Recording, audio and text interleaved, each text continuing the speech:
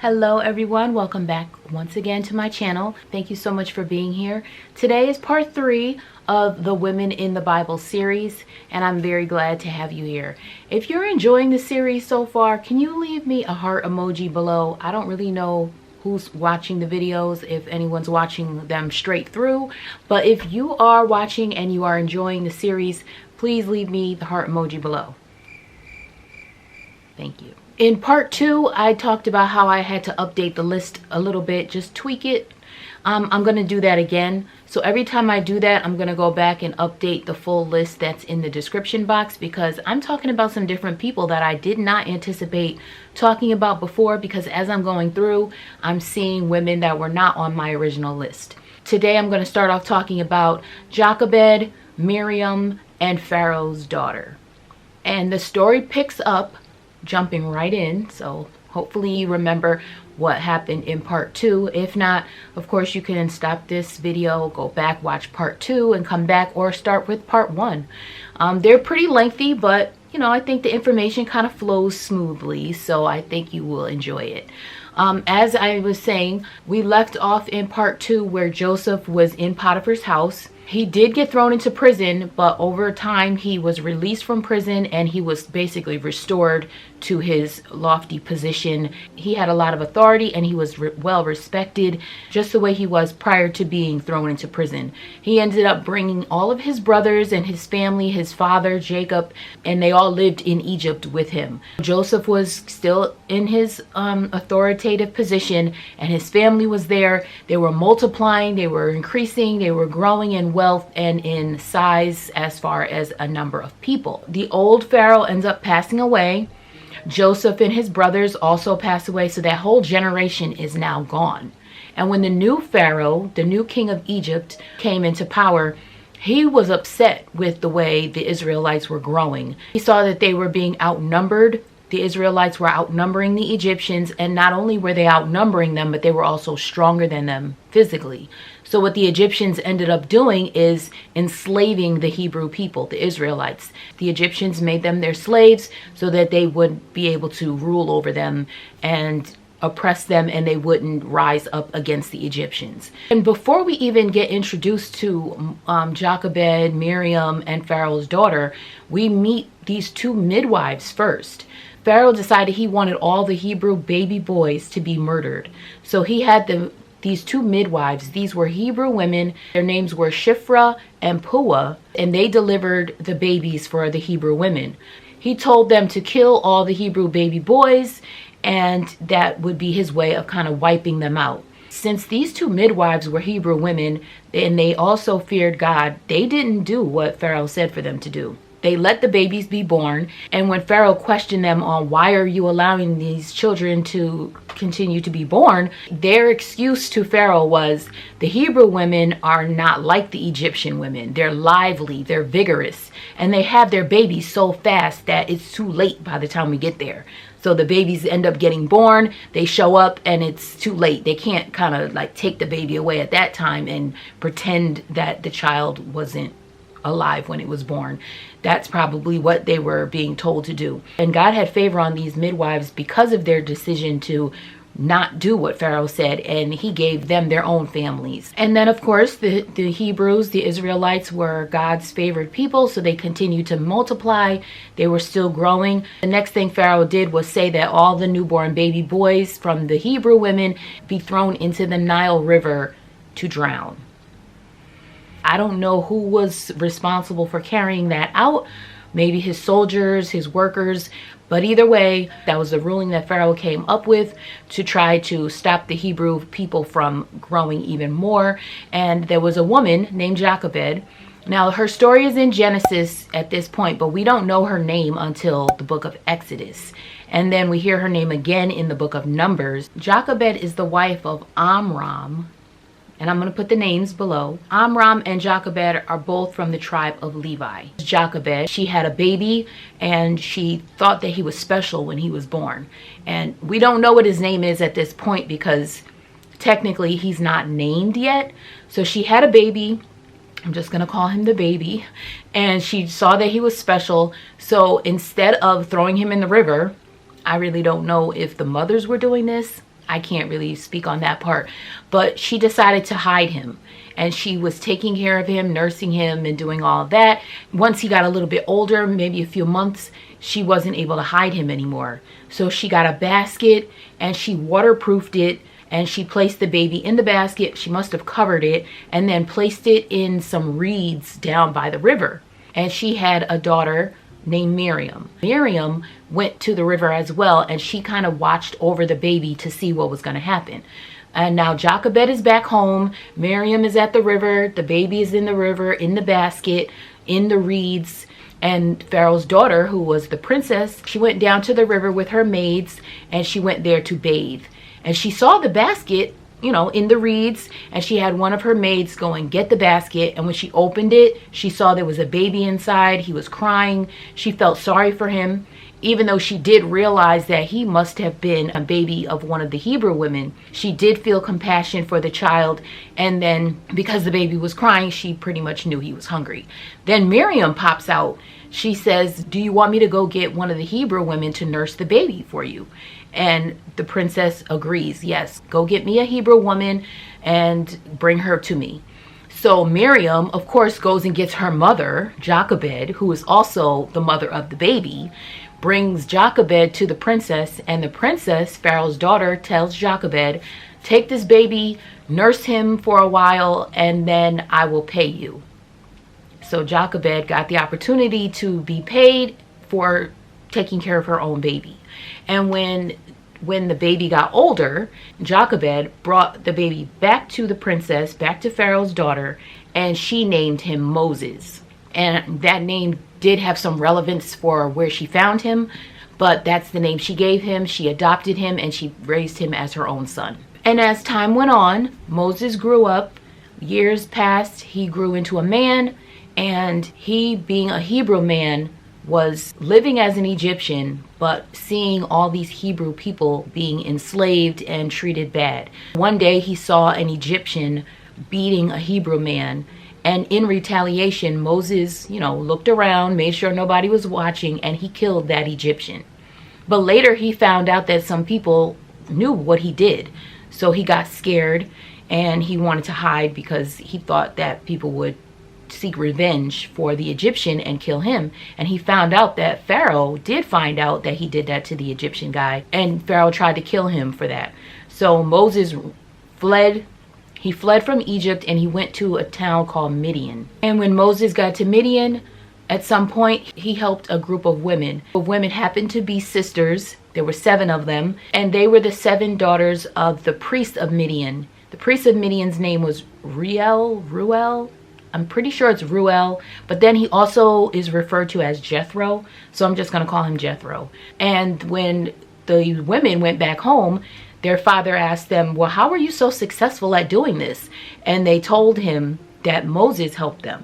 The priest of Midian invited Moses to come stay with him, and Moses did. And after a little while, the priest of Midian gave Moses one of his daughters to take as a wife. And the daughter that he gave to Moses was Zipporah. So this is a woman that was not on the original list. And also the 2 midwives were not on the list. But I feel like these are very important women. So the 2 midwives kept the Israelites alive, kept them multiplying, and they did their part. Who knows how many babies they actually rescued over time, but it had some impact. If they even saved one baby, that's like beautiful right there. And then Zipporah, what she does is intervenes in a situation. So she's married to Moses now, and they end up having a son. And they had 2 sons actually that are named. At one point, Moses decides he wants to go back to Egypt. God blesses that decision and tells him, yes, go back because the people that wanted to kill you are dead now. So Moses and Zipporah and their sons are traveling back to Egypt, and something odd happens here. I don't know the significance of everything. I have my thoughts and I'll share those, but I don't really know exactly why this happens or what exactly is going on. But again, I will give my opinion. On their way to Egypt, Moses and Zipporah stop and spend the night in a location so that they can rest. And while they're there, God wants to kill Moses.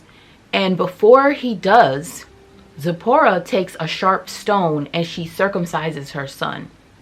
And when she does that, God backs away. He leaves Moses alone. So Zipporah's actions saved her husband. And again, it's an odd situation. I don't really know exactly what was going on there, but it also mentions that when Zipporah cut the foreskin from her son, she cast it at his feet. And I think it's referring to Moses's feet. And according to the King James Version, when she does this, she says, "Surely a bloody husband art thou to me." I don't really know what that means, but if I had to guess, I would say that it meant that she had some hostility towards him at that time because he put her in the position to have to circumcise their son, whereas he probably should have done it. And I don't know for whatever reason why he didn't. All I know is that Zipporah saved her husband's life, and that must have some significance. As time has gone on, Moses and Aaron, his brother, rescue the Israelites from Egypt. All the plagues are on Pharaoh. The Israelites escape through the parted Red Sea, and all these different things are going on. Rules are being established, and things are happening. And at this point, Moses and the children of Israel are out in the wilderness. They're traveling to get to the land that God is promising them, but they're having to get there. So at some point, they're in the wilderness while they're on their trek, and Jethro comes to meet Moses out there, and just to greet him and just to get together and kind of catch up. And at this point, Jethro brings Zipporah and the sons with him to meet up with Moses, and he tells them, I brought your wife and your sons with me. I'm here to talk to you, to say, hey, what's going on?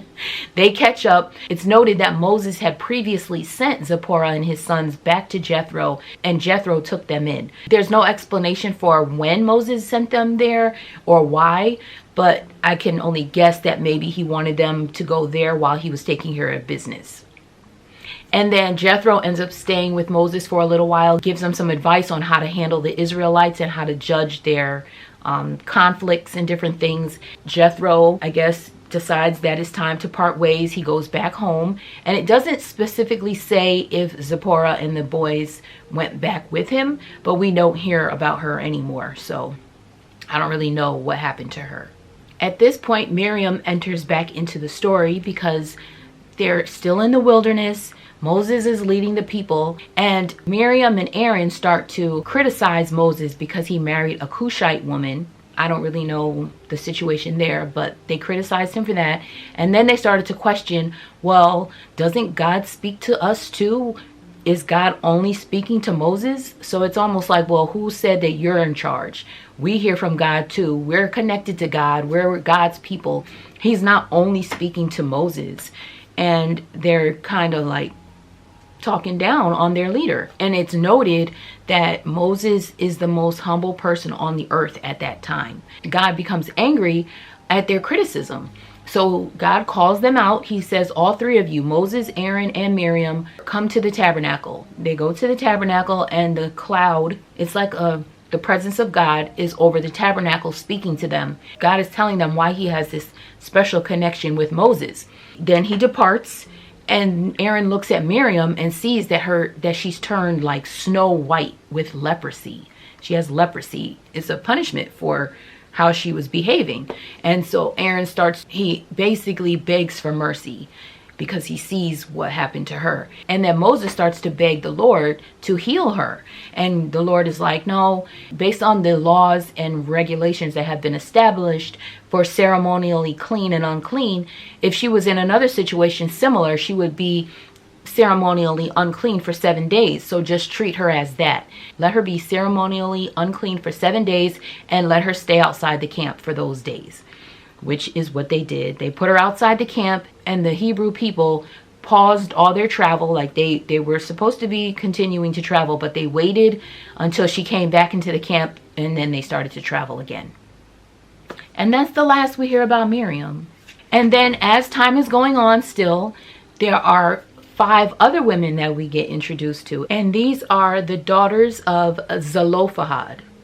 And I don't know if I'm saying the names right. Again, it is below.